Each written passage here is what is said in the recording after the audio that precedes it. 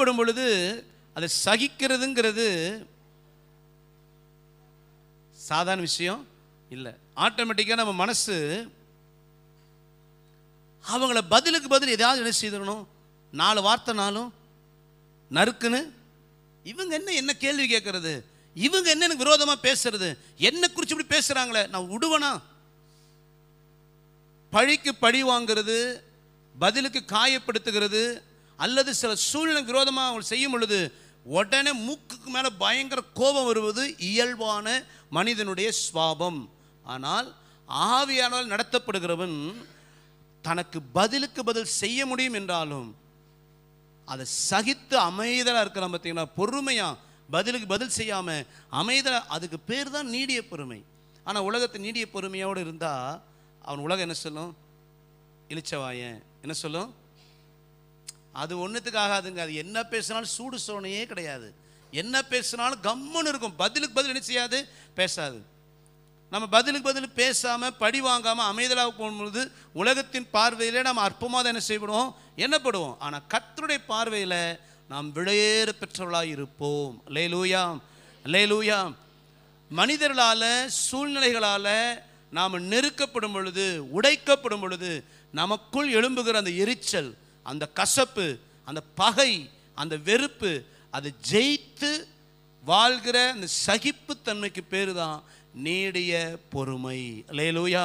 இந்த நீடிய பொறுமையை கர்த்தர் நமக்குள்ளே உருவாக்க விரும்புகிறார்.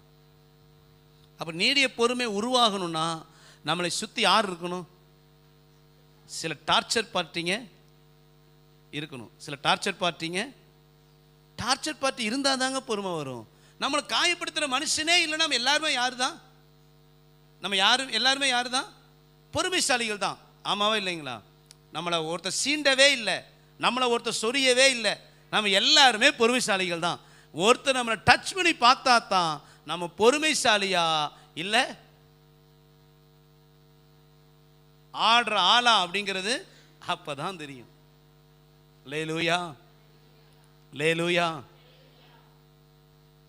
நம்ம ஆண்டவர் சில நேரங்களில் ஏன் நம்மை வேதனைப்படுத்துகிற, காயப்படுத்துகிற, நம்மை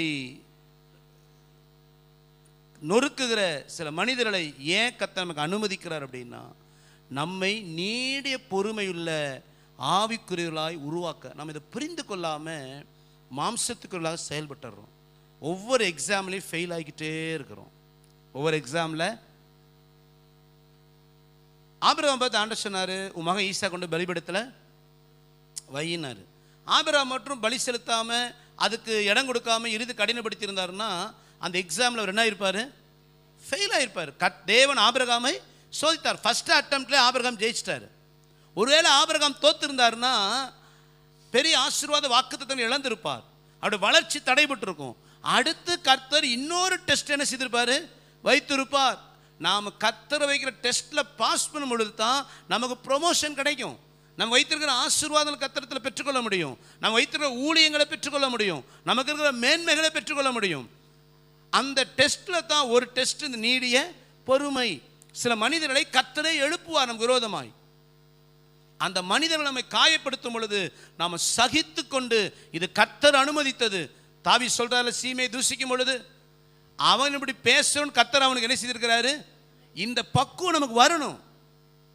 ஏற்கனவே தாவீது எல்லாத்தையும் இழந்து போயிட்டு சொந்த மகன் அப்சலோமே கொல்றது வகை தேடுறான். அவன் இருதயம் ஏற்கனவே எப்படி இருந்து கொஞ்சம் யோசித்து பாருங்க. பெத்த தகப்பன் தாவீது அப்சலோமை ரொம்ப நேசித்தார். அதனால தான் தன்னை கொல்ல வந்த அப்சலோம் செத்ததை கேள்விப்பட்டப்ப தாவீதால சகிக்கவே, அப்சலோமே அப்சலோமே நீ செத்ததுக்கு பதிலாக நான் செத்தது நல்லா இருந்திருக்குமே அப்படி அழுதான். அப்படின்னா எந்த அளவுக்கு அப்சலோம் நேசிச்சிருப்பார்.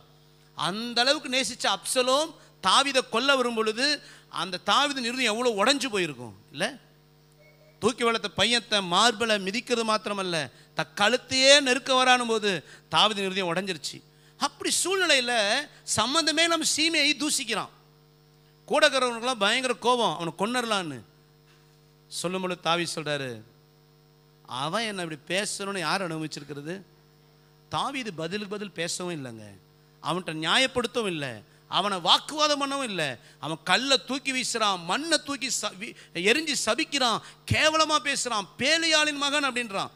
அதோட இன்னொரு டிரான்ஸ்லேஷன் விபச்சாரியின் மகன் அர்த்தம்.